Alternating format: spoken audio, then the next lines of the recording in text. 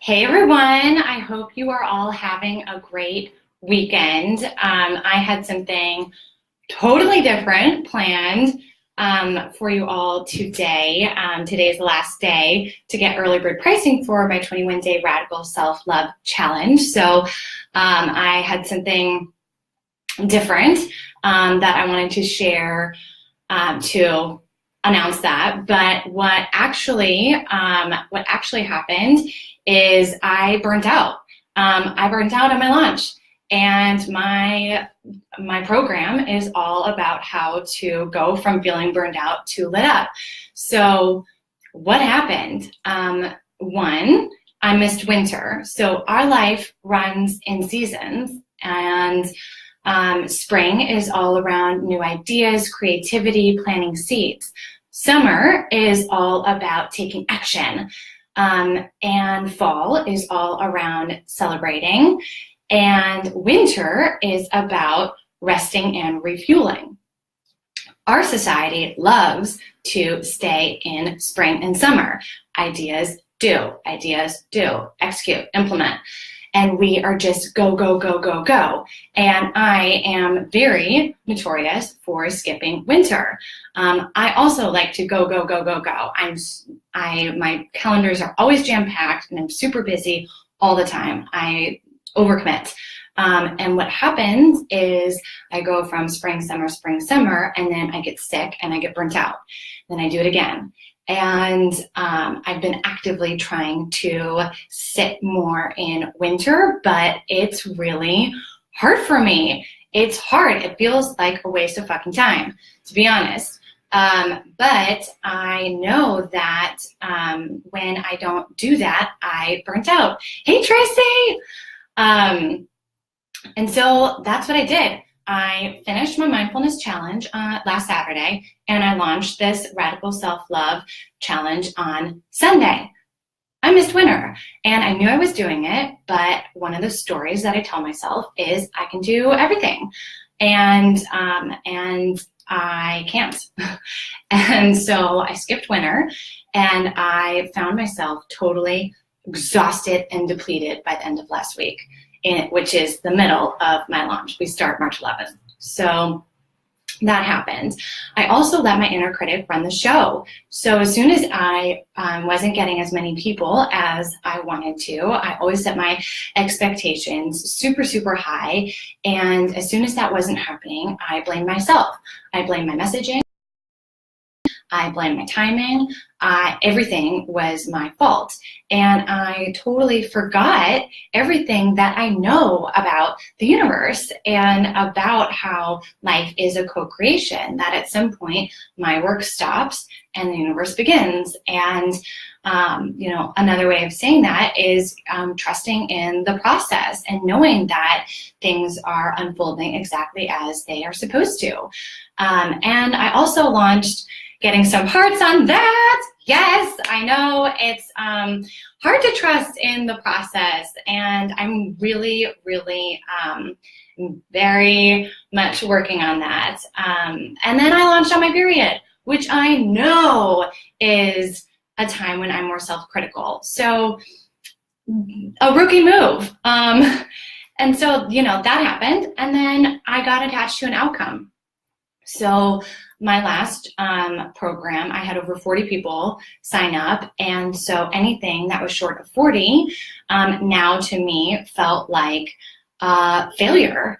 I am so used to the linear way of growth that we've been taught in our society and in corporate environments. It's just always, once you hit a milestone, the goal is bigger next time. It just and that can be so destructive. And I'm really trying to be able to view growth as cyclical and not linear, but it's a huge unlearning for me. It's so deep inside of me that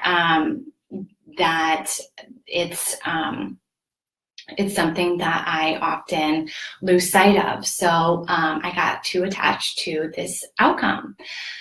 So to say I was in a funk is an understatement. And what did I do? I had to take a page out of my own book.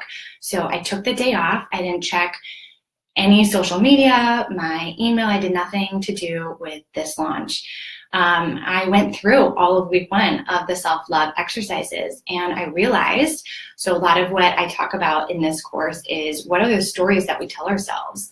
And I realized that one of the stories that I tell myself is I can do everything. And other is that rest is a waste of fucking time. So that was really interesting because those 2 stories, having them run the show, led to my burnout. What else did I do? I spent time outside. I splurged on a massage where I promptly fell asleep for 90 minutes. And then I created my own ritual. I spent 4 hours just sitting and reflecting and meditating and journaling and setting new intentions and playing with my crystals and my tarot and all of my magical tools that I teach about, but I forget to make time and space to play with myself. And that felt so good. It felt good to just be and to not be chained to my to-do list. And then I spent the evening at an amazing workshop all around women and trauma and sex and spirituality. And I went with a couple incredible, powerful, spiritual women, and it lit me up in a way that I had been. And so what happened? I woke up to 2 new registrations. So it was just, I literally laughed out loud because we're so used to just brute force and focusing on productivity. And it just was a insane reminder of what self-love really is about and what happens when we let ourselves have more unstructured play, to allow ourselves time and space to just be and reflect and set new intentions and not view growth as linear and not be attached to outcomes. And that's where abundance is, and that's where happiness is, and that's where fulfillment is. And it was just so sweet to be able to see that unfold for myself. So what did I learn from this? 1, the teacher's always the student. I am just as much on this journey as all of you. Otherwise, why would I feel compelled to teach on this topic? I need this medicine too. And the exercises that I share are things that I practice myself, and I have to practice myself because it's something that is not a one and done, that we are always up against our fears, our resistance, our insecurities, and our burnout, and these old stuff that we have internalized. Number 2, self-love is more than flipping on the I am worthy switch. It takes hard work, dedication, time, and practice, and a community to lift you up and keep you accountable. I think we just, the word self-love can, I was reminded this last night, it can become kind of this extra thing to put on your to-do list, and it can feel really daunting, and it can feel like, this is stupid, I don't want to just, I can't just turn on the, I'm confident, I'm loved, I'm worthy switch. And so it keeps us from really experiencing all of what self-love is about. And then the third thing I learned is this is an unlearning.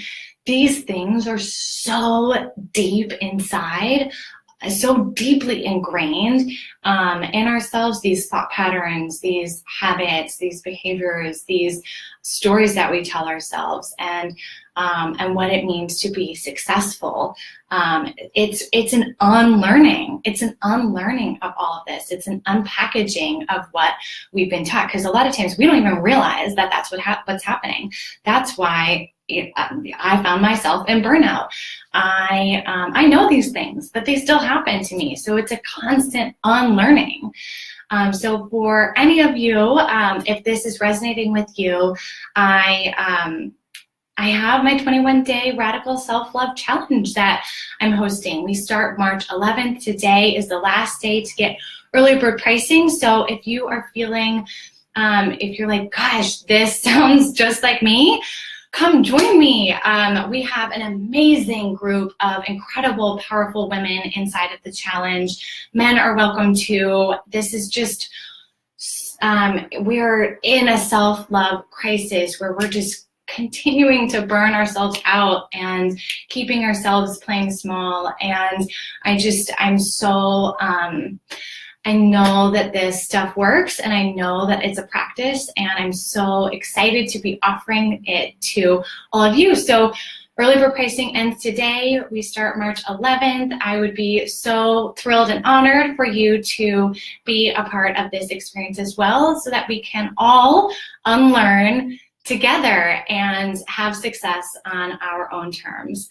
So I can't wait to see who else joins in the last week, and take a moment today to do something just for you. Have a little unstructured play, put your to-do list down for at least 10 minutes and go outside or go dance or do something fun for yourself. So I look forward to talking to you all soon. Mwah!